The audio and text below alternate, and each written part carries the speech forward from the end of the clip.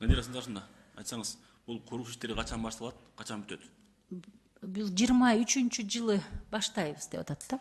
Бүтөт Азыр болот. муну макулдашуу кол коюлары менен ратификациялары менен баштайбыз деп атышат. Бүтүткөн жылы качан бүтөт? Ошо 23-24 деп атышат да. Сөз бүтөт, Эми россиялыктар ушинтип айтып атат, 2 жылдын ичинде бүтүшүбүз керек. Айтайын деген Нарын шаарынын күн батышында Агахан деген фонд 2000-жылдары көп жер алган да, өздөштүрөбүз деп.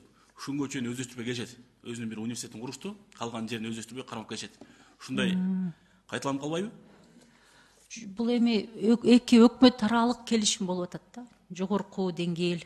Анан андай болбош керек. Рахмат, ошону жакшылап карап койсоңуз. Андан тышкары эмгек кызматкерлери, мугалимдер, сыналар каяктан келет? Россиядан келеби? Россия Федерациясы анан биздики. Биздики да болот, Ооба, сөзсүз биздикилер дагы.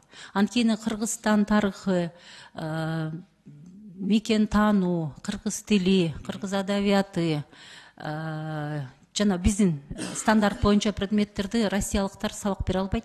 Ага Кыргызстандын гана мугалимдери сабак бере алат. Ошон үчүн эки жактан тең болот да. Россия Федерациясынан анан бизден дагы мугалимдер. Бул окуу жайлар жатак окуу жайлар болобу?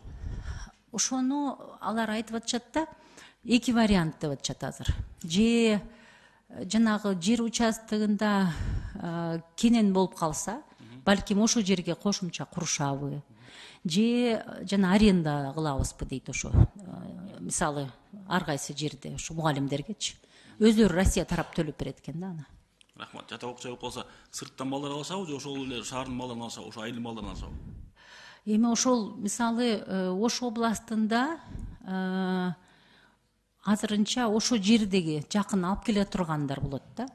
Ал эми кийинчерээк ошо жатаканасын ойлонуп атышат азыр. Азырынча Кийинчерээк биз Нарын шаарынын күн чыгышына ургандап, жерди бердик, жакшы, колдойбуз, куруп берсин.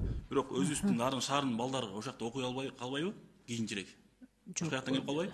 жок, Нарын шаарындагылар гана окуйт ошол жердегилер. Рахмат, колдойбуз.